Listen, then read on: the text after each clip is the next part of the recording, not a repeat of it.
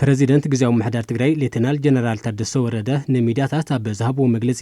ንመላእ ተኸተልቲ እምነት ክርስትና እንኳዕ ንበዓል ትንሳኤ ኣብጽሕኩም ክብሉ ሰናይ ትምኒቶም ገሊጾም ኣብ መላእ ከተማን ገጠርን ትግራይ ኣብ ሃገርን ኣብ መላእ ዓለምን ትርከቡ ግዳያት ኩሉ መዳይ ሳዕቤን ኩናት ዝኾንኩምን ኣብ ናይ ጽባሕ ኩናት ጭንቀት ትነብሩ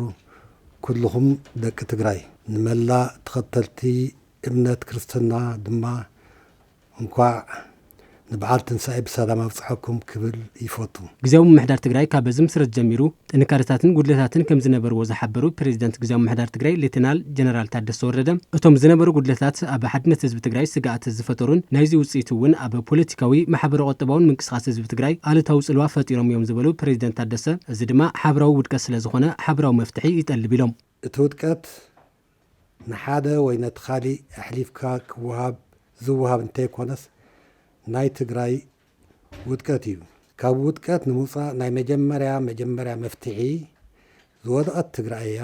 ናይ ኩላትና ድምር ኣስተዋፅኦ ዝፈጠሩ ውድቀት ምዃኑ ብልቢ ተቐቢልና እንትንብገስ እዩ። ምውሓስ ግዛኣታዊ ሓድነት ትግራይን ምምላስ ተመዛበልትን ቀንዲ መምዘንታት ጻኒሒት ግዚያዊ ምሕዳር ትግራይ ከም ዝኾነ እውን ፕሬዚደንት ግዚያዊ ምሕዳር ትግራይ ሌተናል ጀነራል ታደሰ ወረደ ገሊጾም ግዚያዊ ምሕዳር ትግራይ ካብ ዝኾነ ዝፍጽሞም መደባት ንላዕሊ ዋና መምዘን እዩ ዝግበር ኣብዚ ዝፈጥሮ ለውጢ ምዃኑ ግልጽ እዩ። እዚ ናይ ሉዓላዊ ወሰናትናን ተመዛበልትናን ምምላስ ዝምልከት ተጋሩ ኣብ ውሽጥና ከሰስትን ተኸሰስትን ሓተትን ተሓተትን እንኾነሉ ኩነታት ደው ክብልን ኣብ ሓደ ትልሚ ተዋፊርና ኩሉ ዝሰኻዕ መደባት ዓቕምታትና ኣዋዲድና ክነሳኽዕ ይግባእ። በዚ መሰረት ምምላስ ተመዛበልቲ ዝጅመረሉን ምኽራሞም ዘይተርፍ ተመዛበልቲ ድማ ኣብ ዘለዎ ብርግጸኛነት ብህይወት ዘጽንሕ ኩነታት ምፍጣርን ግድን እዩ። ህዝቢ ትግራይ ገጢሞ ካብ ዘሎ ኩለ ምዳይ ውድቀት ክድሕን ንግዚያዊ ምሕዳር ምድጋፍ የድሊ ክብሉ እውን ፕሬዚደንት ሌተናል ጀነራል ታደሰ ወረደ ጸዊዖም ካብ ናይ ትማሊ ጽቡቕን ሕማቕን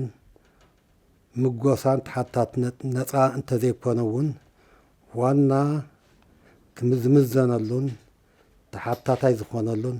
ኣብ ናይ ሎምን ጽባሕን ተግባራት ውፅኢት እዩ። ኩሎም ተዋሳእቲ ወገናት ትግራይን ክፍልታት ሕብረተሰብ ትግራይን ሓላፍነት ብዝተመልኦ መገዲ ነዚ ግዚያዊ ምሕዳር ተልእኾ ዕውት ገይሩ ክፍጽም ካብ ምድጋፍ ወፃኢ ካሊእ መማረፂ ከም ዘየለን ካብዚ ወፃእ ዝህሉ ተግባር ናይ ሓባር ውድቀት ምጽዋዕ ምዃኑ ብእኹል ምግንዛብ የድሊ።